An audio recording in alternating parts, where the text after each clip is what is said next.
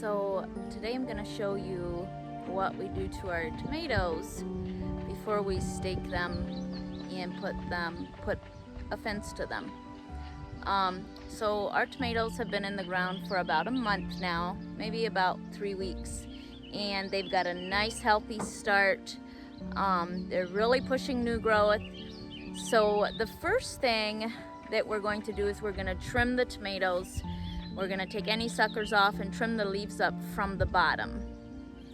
So I'm going to use my scissors, my little garden scissors, and I'm just going to take everything off that's down by the bottom. You can see some weeds coming there, and I believe I'm going to take this off too, until your tomato looks something like that, and then we'll tie it up and those leaves won't touch the ground.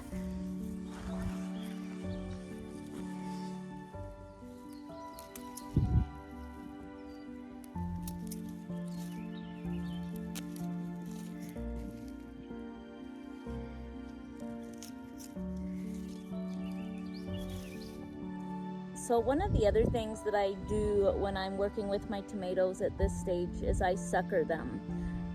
Suckering them is when you take out the extra little branches, and I'll show an up close of what that looks like. So this would be a sucker right here because it's growing between the main stem and this main branch. And when you sucker them, you're basically tricking the plant into putting all its energy into these main plants, which will then bear bigger fruit. Otherwise, the plant puts its energy into these little stems that probably wouldn't be bearing fruit until well after the frost here. And this is an indeterminate tomato, so this is an indeterminate variety. So this means the plant will keep on growing even while it's producing fruit.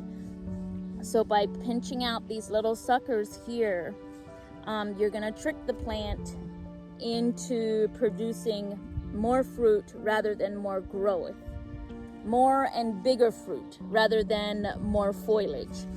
Taking the suckers out also makes the plant easier to stake, and it doesn't get quite as bushy and overgrown, which is a pretty natural to see indeterminate tomatoes be very bushy and very overgrown.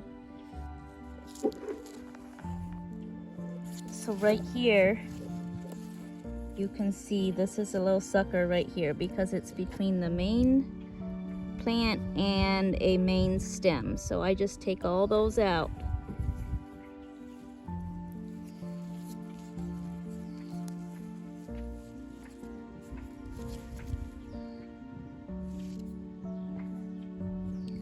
There's another one up here.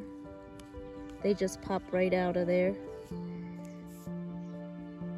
Next, we're going to spread some compost very generously on our tomato row.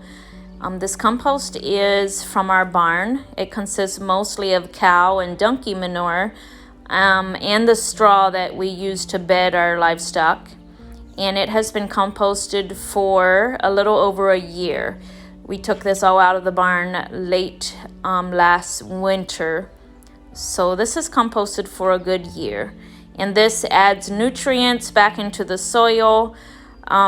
We try to make sure that every area of our garden gets compost at least every other year.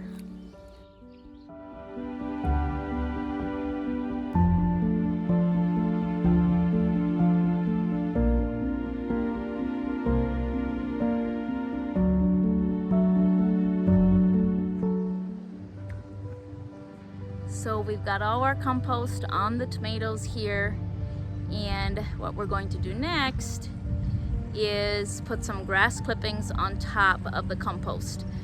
The grass clippings will serve as a weed barrier, and we'll spread that out farther than we were able to spread the compost because unfortunately we don't have enough compost to cover our entire garden space. So we use a lot of grass clippings as weed barrier, but unfortunately grass clippings do not provide as much nutrients into the soil as compost does. Grass clippings are mainly just a weed barrier, and we're going to add the grass clippings on top of the compost to prevent the compost from splashing up onto the tomato leaves, because compost carries fungus and many things that can cause your tomatoes to blight if it splashes up onto your tomato leaves. So we want to protect the tomatoes, the foliage of the tomato, from being splashed when it rains, being splashed by the compost.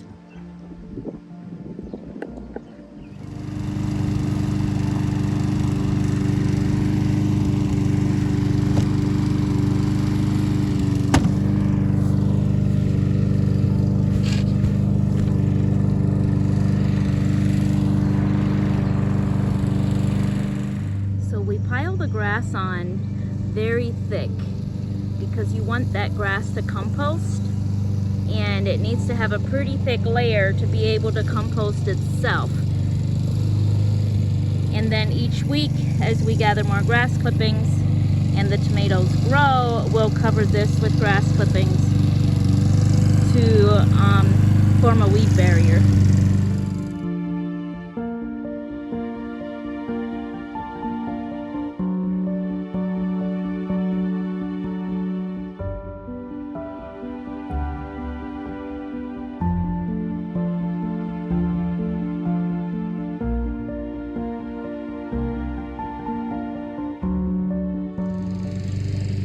So there's a couple things to remember when you are using grass clippings as a weed barrier. The first is that you want to gather and use those grass clippings within minutes of them being mowed. If they lay in the yard and dry, they're already broken down and they won't create a good barrier.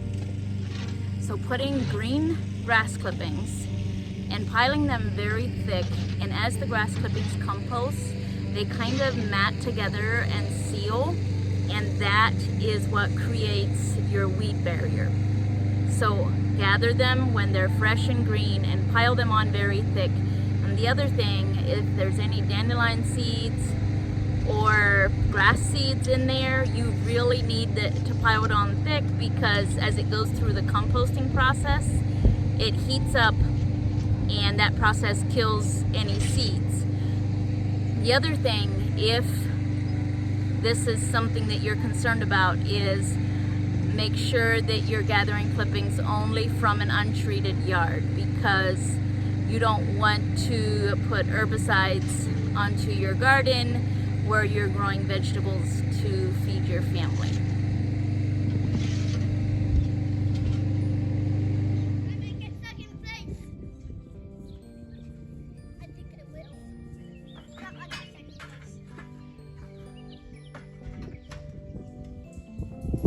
It's less than a week since I last was taking footage out here in the garden, and you can see how everything is just growing. It's high time to get these tomatoes on some fence. So we are doing some more garden work today. The top of our list is getting these tomatoes trellised. So we are starting with pounding in our steel fence posts. T-posts is what we're using. And a post pounder.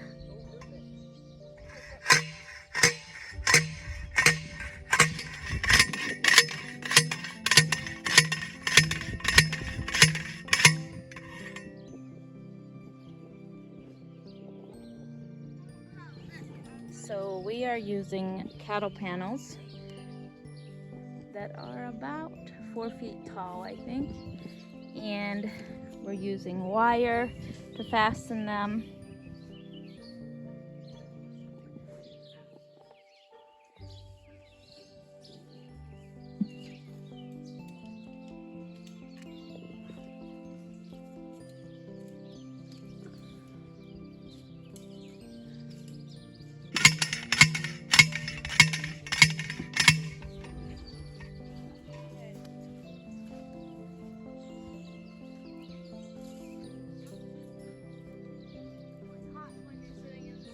Yeah, it is warm.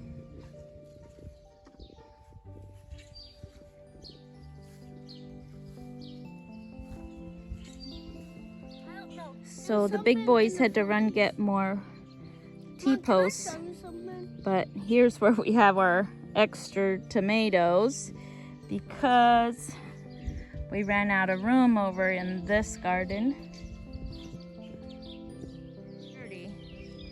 So this little tomato here didn't reach on the fence, and it is a grape tomato or a cherry tomato plant, so we're gonna give it its own cage with a little wooden tomato stake. Is it sturdy? Yeah. Well, not that much, but... And Maxwell's getting practice using the post pounder.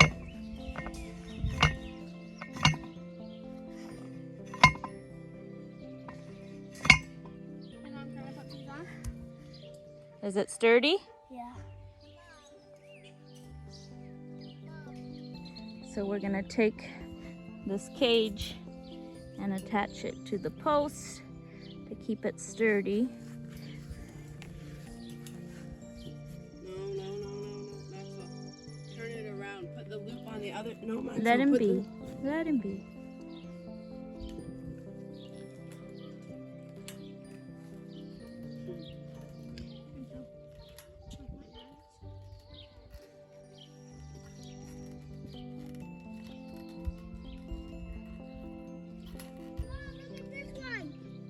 What did you find?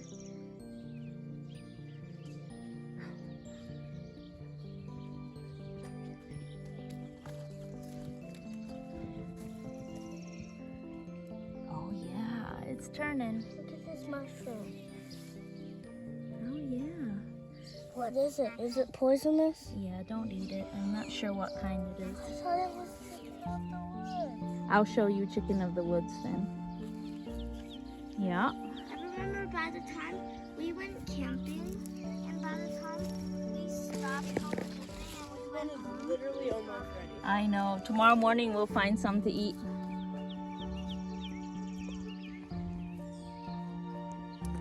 So the next thing is to tie up your tomatoes, and mine are just a tad small yet. And we got these clips, but I'm not even gonna link them because this tomato is still so tiny and already the clip is not holding, and it's barely able to reach around my tomato because the stalk's already so fat. So I'm just gonna go back to what I was doing, which is strips of old t-shirt.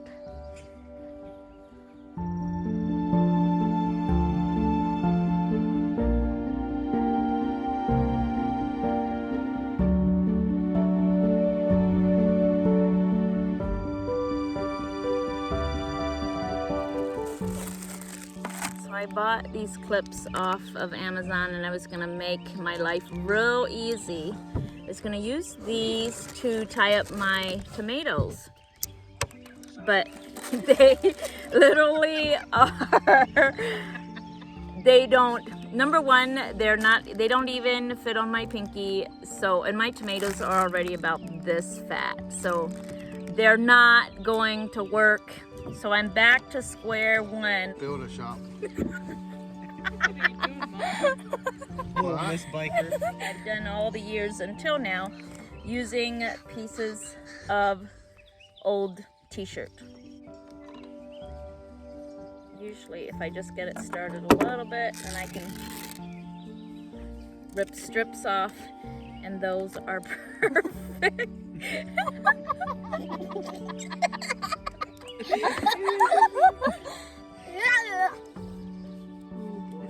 Here, let me see you. You need one for your nose. You need one for your nose? Or your lips. I had one. You don't show it. Show my arms. Your horns. Use that one.